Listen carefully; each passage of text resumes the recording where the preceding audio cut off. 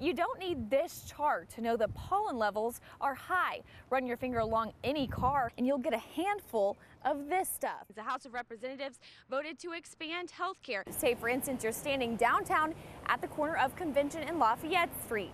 Here's what you might see. The paperwork may actually be delivered to his daughter's home in Livingston Parish. The area that we're in right now used to be a street. Now it's covered by about 17 feet of water. And when the water went down, what it left behind was a whole bunch of debris. Some folks say they're tired of Till Death Do Us Part. Now they want deadlines. First of all, watching the Tigers play in this amazing stadium, but second of all, and most importantly, watching them beat Texas A&M. Security cameras at a gas station just miles from the epicenter didn't catch much of anything. Here on Old Bayou Catawba, the water's up about 4 feet. You can hardly walk through it, and people who live near here worry it's attracting more than small critters. Well, one of my favorites growing up was the Easy Bake Oven. It actually came out in the 1960s, and it only cost about $16. Then I stood out here and watched it jump the road. It was 20 foot over them tops of them trees. Newton Stafford watched from his front yard as bright red flames turned trees into matchsticks. Stafford worked as a firefighter for years when he was younger and doesn't think this one's going out without a fight. Well, if the wind lays down, it probably will. But if the wind keeps blowing, it's going to be hard to do because everything's so dry. The fire spread across more than 3 miles of forest, but homes in the area were spared. We've had no homes or structures that we know of have been affected. We've had a few people precautionarily, we asked them to leave for a moment, but they've been allowed back in. There have been no evacuations, no injuries, no structures involved. At least 6 fire departments responded, and forestry planes circled the area to determine where the fire was spreading. My son is going towards his house now, about 2 miles through it, about maybe 3 miles down there. If they don't get it stopped, it's going right on towards his house, and it's a possibility it could get his house. Fire trucks lined up to make sure flames stayed away from Stafford's son's home. And as for Stafford... Oh, I'm going to sleep after a while. I'm going to go watch whatever's left of bull riding, and I'm going to go to bed. Jambalaya, crawfish pie, the filet gumbo. You catch minnows? Yeah, that's all I do, catch minnows. Well, we going to call you the minnow man.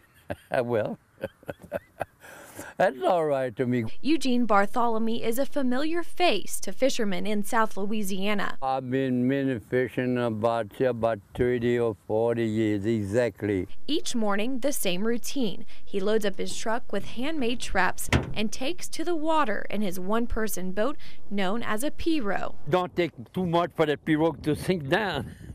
He claims fishing is good for his health and says his doctor agrees. He shook his head. I said, Doc, anything wrong with me? You shook your head. I want to know if something wrong with me. You, he pointed his finger, say, you is health as a horse. And for Watching the minnow man pull his boat into water and check his trap, you might not believe he was almost 95 years old. Work don't kill no man. Work don't kill nobody, no. But times haven't always been easy for the minnow man. His business, like many, tanked after the BP oil spill. Sometimes I go kneel down and pray. That hurt. Yeah. As oil spewed into the water and charter fishing boats left the docks, the minnow man's business wasn't the only thing to suffer. And when I came down in my box, something like that, they all was floating in the box, dead as a doornail. I cried, I lost courage and everything when I seen that. Eventually, the water cleared and the minnow man went back to work, launching his pirogue, checking his traps twice a day, every day.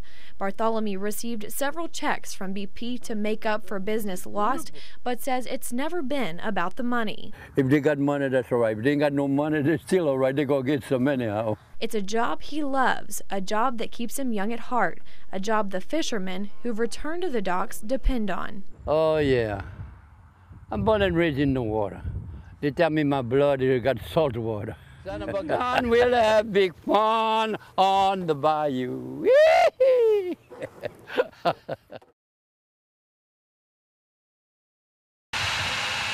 With power tools and paintbrushes, community members came together to build this garden. It's bringing a lot of components of the community back into our schools to help create this environment where everybody's invested in education. Everybody took their time to come out here, help out, do all the things that we need to do to help make this garden be a better place. A place where more than just plants will grow. It's going to provide some meaningful, engaged learning and hands-on application of learning for our science as well as across the curriculum. Before that can happen, arbors have to be built and flower beds filled with mulch. They didn't waste any time putting me to work. How many blueberries have you filled up? About 5 or 6. 5 or 6. Oh my goodness. And when it's done, So some of the things you're going to see are greens, broccoli, cauliflower, blueberries, blackberries, figs, kumquats. it's a garden that will also serve as an outdoor classroom. In the spring and in the falls when the weather is beautiful in Louisiana, we can actually utilize that and get them outside the building and enjoy the fresh air. Every spring there's going to be new plants here, a new opportunity for the learning, the experience to just grow even more. An opportunity for learning and an opportunity to leave a positive handprint on a small part of our community.